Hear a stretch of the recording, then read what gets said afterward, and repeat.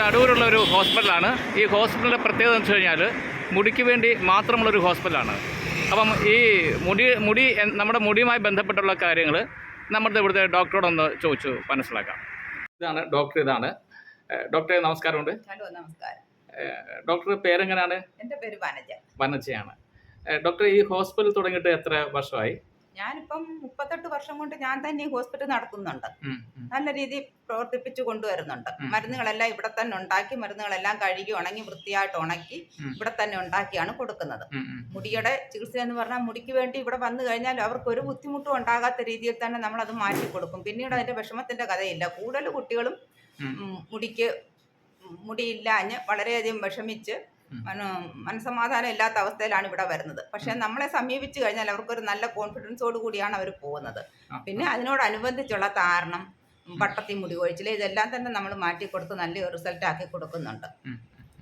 കൂടുതലും ഒരു കെമിക്കലും ഇല്ലാത്ത മരുന്നുകളാണ് കൊടുക്കുന്നത്. മരുന്നുകളെല്ലാം അതിൻ്റെ പഴയ രീതിയിൽ തന്നെ ഉണ്ടാക്കി പഴയ രീതിയിൽ തന്നെ കഴിക്കുന്ന രീതിയിൽ തന്നെയാണ് കൊടുക്കുന്നത്. ഇപ്പോഴത്തെ മോഡേൺ രീതികളൊന്നും അതിനകത്ത് അനുവർത്തിച്ചിട്ടില്ല.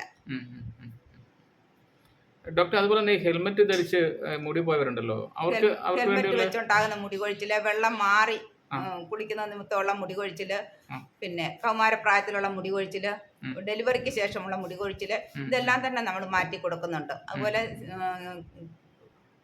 ക്യാൻസർ പേഷ്യൻസിന് തലമുടി പോകുന്നത്, അതിനൊക്കെ നല്ലവണ്ണം നമ്മുടെ എണ്ണ പുരട്ടി അത് നല്ല ഭംഗിയായിട്ട് കളിക്കുന്നുണ്ട്. അങ്ങനെ എണ്ണകൾ തന്നെ മരുന്നുകളൊക്കെ കഷായം വെച്ച് ചേർത്ത് പ്രത്യേകം ചെയ്യുന്നതാണ്. അല്ലാതെ വെറും ഇലയിട്ട് ഇവിടെ തന്നെ നമ്മൾ തയ്യാറാക്കി എടുക്കുന്ന ഇവിടെ തന്നെ ഞാൻ പറഞ്ഞില്ലേ, മരുന്നുകളൊക്കെ കഷായം വെച്ച് തന്നെ പ്രത്യേകം കഷായം വെച്ച് തന്നെ ചേർത്താണ് എണ്ണകളൊക്കെ എടുക്കുന്നത്. അല്ലാതെ ഇലയിട്ട് കാച്ചുന്ന എണ്ണകളൊന്നും അല്ല. അങ്ങനെ നമ്മൾ ചെയ്യാറില്ല. അങ്ങനെ നല്ല ഫലവത്തായിട്ടാണ് ചികിത്സ നടത്തുന്നത്. അതുകൊണ്ട് ആളുകൾക്കെല്ലാം തന്നെ നല്ല തൃപ്തിയാണ് നമ്മുടെ ചികിത്സയിൽ. വിശ്വസിച്ച് വരാവുന്ന ഒരു ഹോസ്പിറ്റലിൽ നിന്നാണ് എല്ലാവരും പറയുന്നത്. ശരി ഡോക്ടറെ. ശരി, താങ്ക് യു. ഓക്കെ.